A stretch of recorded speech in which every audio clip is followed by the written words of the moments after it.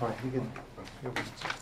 Well, congratulations. I mean, this is a taking on a film like this. What is it like? Because you knew there was a huge fan base built in. Is there a lot of pressure there for you? Well, at the time that I started with it, there were only 2 books out, and so the fan base was passionate, but it wasn't as big as it is now.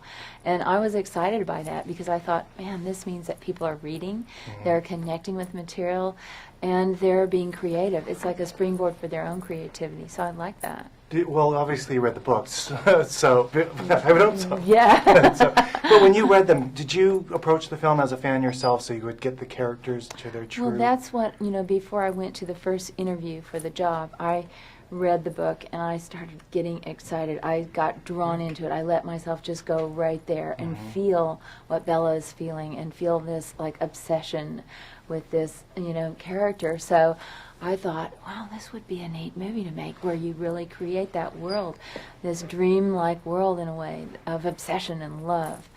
There's been a lot of movies about that, obsession and what makes this one so, in particular, people resonate with these characters so well? Well, I think, in some ways lately, like love stories seems like they've been, romantic comedies and things and not quite so serious in a way. And I think this one has that serious element and a deep, passionate love, but it also has the dangerous element too, because the person you love, if you get too close to him, he could kill you.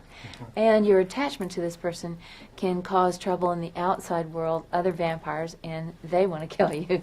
Different vampire story than what people might think if they've never heard of Twilight or read the books. Right. They might think, oh, it's a vampire movie, but it's not quite what you may think. Not at all. I mean, there are no coffins or garlic or steaks or fangs.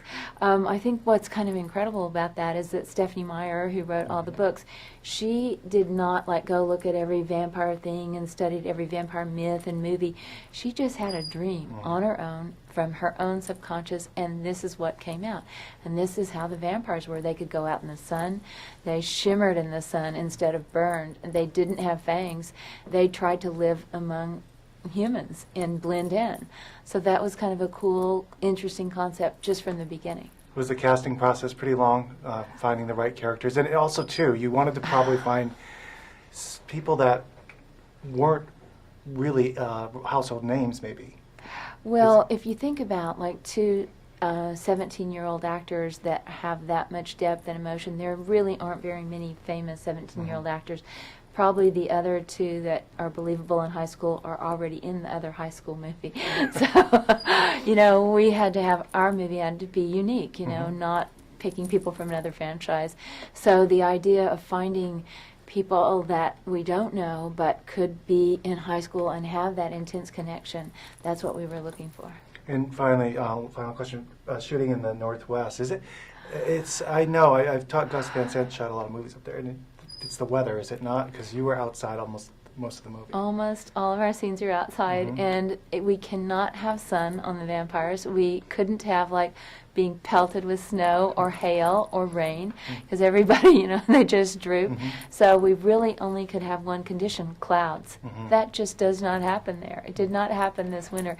So we were doing cloud dances, we were burning incense, anything we could do to try to get the right weather conditions. Anyway, congratulations. Yeah, thank you.